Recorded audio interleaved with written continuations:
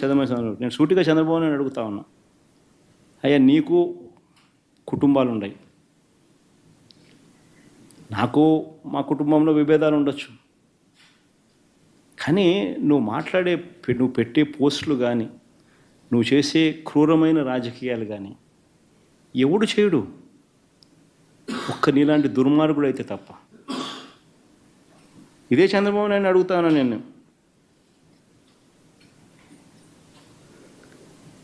చంద్రబాబు నాయుడు గారు ప్రతిపక్షంలో ఉన్నప్పుడు, నేను ముఖ్యమంత్రిగా ఉన్నప్పుడు, ఇదే చంద్రబాబు నాయుడు గారు తన ఆఫీస్లో, టీడీపీ ఆఫీస్లో తన అఫీషియల్ స్పోక్స్మెన్తో ముఖ్యమంత్రిగా ఉన్న నన్ను ఏమని తిట్టించాడు? బోసిడీకి అని తిట్టించాడు.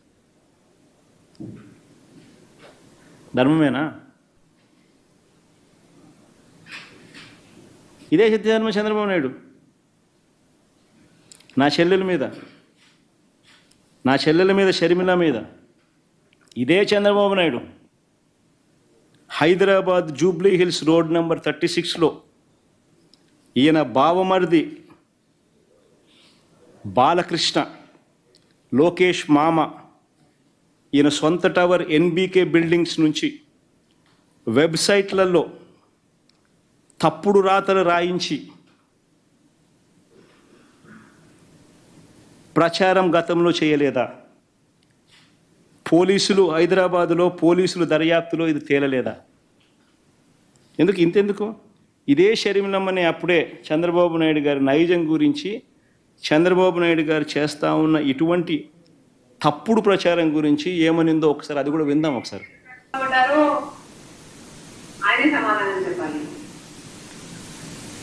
తెలుగుదేశం చంద్రబాబు నైజం ఏ మాదిరిగా తాను చేస్తాడనేది ఇదే చంద్రబాబు నాయుడు మా ప్రభుత్వం ఉన్నప్పుడు వర్ర రవీంద్రారెడ్డి అనే పేరుతో ఒక ఫేక్ అకౌంట్ క్రియేట్ చేసి ఆయన ఐటీడీపీ సభ్యుడు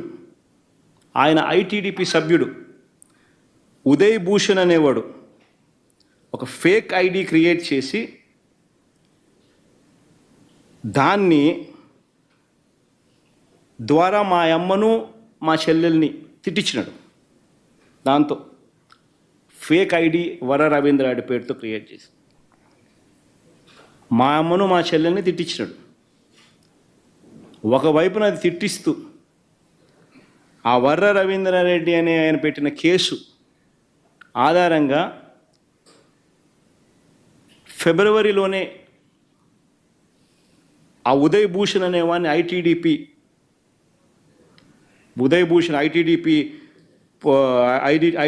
సభ్యుడైన ఉదయ్ భూషణ్ అరెస్ట్ కూడా చేసినారు పోలీసులు విత్ ఆధారాలు. మరి ఎంత దారుణమైన నికృష్టుడు అంటే ఈ చంద్రబాబు నాయుడు అనే వ్యక్తి తన స్వార్థం కోసం ఎవరి మీదైనా సరే క్యారెక్టర్ అసాసినేషన్ చేస్తాడు. ఈయనే మన సింపథైజర్ ఎవరైనా ఉంటే వాళ్ళ పేరుతో ఫేక్ ఐడి క్రియేట్ చేస్తారు, వాళ్ళతో వాళ్ళను తిట్టిస్తాడు, మనం తిట్టించినామని బయట ప్రచారం చేస్తాడు. అంటే ఇటువంటి మనిషి ప్రపంచ చరిత్రలో చాలా అరుదుగా పుడతాడు. ఒక రాక్షసులు అప్పుడప్పుడు పుడతా అంటారు. ఈ మనిషి నిజంగా అట్లా అంటాడు. మన కర్మ ఏంటంటే ఆంధ్రప్రదేశ్లో పుట్టడం. ఇలాంటి మానవతా విలువలు ఏమాత్రం లేని వ్యక్తి ఈ చంద్రబాబు. రాజకీయాల కోసం ఏమైనా చేస్తాడు, ఏ గడ్డైనా తింటాడు, ఏ అబద్ధమైన ఆడతాడు, ఏ మోసమైనా చేస్తాడు. ఇలాంటి వ్యక్తితో యుద్ధం చేస్తూ ఉన్నాం. సో రాష్ట్ర ప్రజలందరికీ కూడా నేను కోరేది ఒకటే, ఈ యుద్ధంలో రాష్ట్ర ప్రజలందరూ కూడా అప్రమత్తంగా ఉండాలని చెప్పి కోరుతా ఉన్నా. ప్రాజెక్టు గురించి నిన్న శాసనసభలో చర్చించారు సార్. పోలవరం ప్రాజెక్టు 2027 కల్లా కంప్లీట్ చేస్తామని చెప్తున్నాడు చంద్రబాబు. అది సాధ్యమవుతుంది అనుకుంటున్నారా?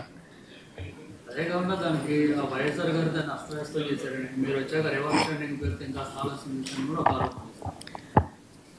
అసలు పోలవరంలో ఈరోజు ఈ పరిస్థితి ఉంది అని అంటే దానికి కారణం ఎవరు? నేను చెప్పిన రిపోర్ట్లు కాదు ఇవి. మొన్న ఈ మధ్యకాలంలోనే కేంద్రం ఇచ్చిన రిపోర్ట్లు, అఫీషియల్గా కేంద్ర ప్రభుత్వం అఫీషియల్గా స్టాంపు కొట్టించిన రిపోర్టు. మన టెక్నికల్ పీపుల్ వచ్చి ఇచ్చిన రిపోర్టు ఏమని, చంద్రబాబు నాయుడు గారు అనే వ్యక్తి పోలవరం ప్రాజెక్టు నిర్మాణంలో ఎలాంటి తప్పిదాలు చేసినాడు అని చెప్పి 2018-19కి ముందు ఏ రకంగా తప్పిదాలు జరిగాయి చంద్రబాబు నాయుడు గారి హయాంలో ప్రభుత్వంలో, ఆ తప్పిదాల కారణం వల్ల ఇవన్నీ జరిగినాయి, ఈ డిలే జరిగింది అని చెప్పి ఏకంగా రిపోర్ట్ ఇచ్చినారు. అది పోలవరం ప్రాజెక్టులో ఎందుకు ఈ సమస్య వచ్చింది? చిన్న ఎగ్జాంపుల్ చెప్తా, సామాన్యునికి ఎవరికైనా అర్థమయ్యేట్టుగా చెప్తా. ఈ పోలవరం ప్రాజెక్ట్ అనేది ఇంత పెద్ద నది, దాదాపుగా 2.5 కిలోమీటర్లు వెడల్పు ఉన్న పెద్ద నది. ఇది పోలవరం. ఈ పోలవరం ప్రాజెక్టు నదిలో నువ్వు డ్యామ్ కట్టాలనుకున్నావు. పోలవరం ప్రాజెక్ట్ నదిలో నువ్వు డ్యామ్ కట్టాలి అని అంటే ఫస్ట్ ఈ 2.5 కిలోమీటర్ వెడల్పులో ఉన్న ఈ నదిలో వచ్చే ఈ నీళ్లు డైవర్ట్ చేయాలి కదా. డైవర్ట్ చేస్తేనే కదా నువ్వు ఇక్కడ వర్కింగ్ స్పేస్ వస్తుంది నీకు. ఇది బేసిక్ కామన్ సెన్స్ నేను చెప్తా ఉన్నా. ఈ డైవర్షన్ అనేది నువ్వు చేయకుండా, అంటే డైవర్షన్ అనేది నువ్వు స్పిల్వే ద్వారా చేస్తావు. ఇటువైపు స్పిల్వే పనులు, స్పిల్వే నువ్వు ఈ పక్క కడుతున్నావు. స్పిల్వేకి అప్రోచ్ ఛానల్ ఉంటుంది, స్పిల్వేకి గేట్లు ఉంటాయి, స్పిల్వేకి స్ట్రక్చర్ ఉంటుంది. సో ఈ నీళ్ళను స్పిల్వే ద్వారా డైవర్ట్ చేసి, నీళ్ళను పూర్తిగా డైవర్ట్ చేసిన తర్వాత నువ్వు ఈ 2.5 కిలోమీటర్ల వెడల్పు ఉన్న ఈ గోదావరి ప్రాజెక్ట్ పనులను ఇక్కడ చేపట్టాలి.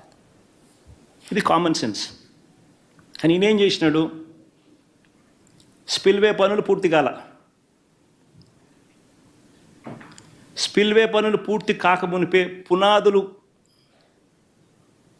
వరకే వచ్చినాయి, పునాదులు దాటిపోలా. గేట్లు లేవు, పియర్స్ లేవు, గేట్లు లేవు, స్ట్రక్చర్ లేదు, డైవర్షన్ చేసే పరిస్థితి లేదు. ఇది కంప్లీట్ కాకతలికే. నువ్వు ఈ 2.5 కిలోమీటర్లో నువ్వేం చేసినావు, ఇక్కడ పనులు మొదలుపెట్టినావు. కాఫర్ డ్యామ్ కన్స్ట్రక్షన్ స్టార్ట్ చేసినావు. కాఫర్ డ్యామ్ అంటే ఏంది? మెయిన్ డ్యామ్ నువ్వు కట్టే ముందు ఆ మెయిన్ డ్యామ్కు ఫెసిలిటేట్ చేయడం కోసం, నీళ్ళు ఆపేదాని కోసం నువ్వు coffer dam కడతావు.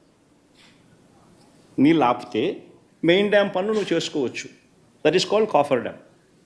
So coffer dam 1, coffer dam 2, అంటే రివర్ నదికి ఆ పక్కన స్పిల్వే నుంచి నీళ్ళలోనికి వచ్చిన తర్వాత టేల్ రేస్ నుంచి మళ్ళీ వెనక్కి నీళ్ళు తన్నకుండా కాఫర్ డ్యామ్ 2 ఇటువైపున, తర్వాత మధ్యలో మెయిన్ డ్యామ్ కడతాం.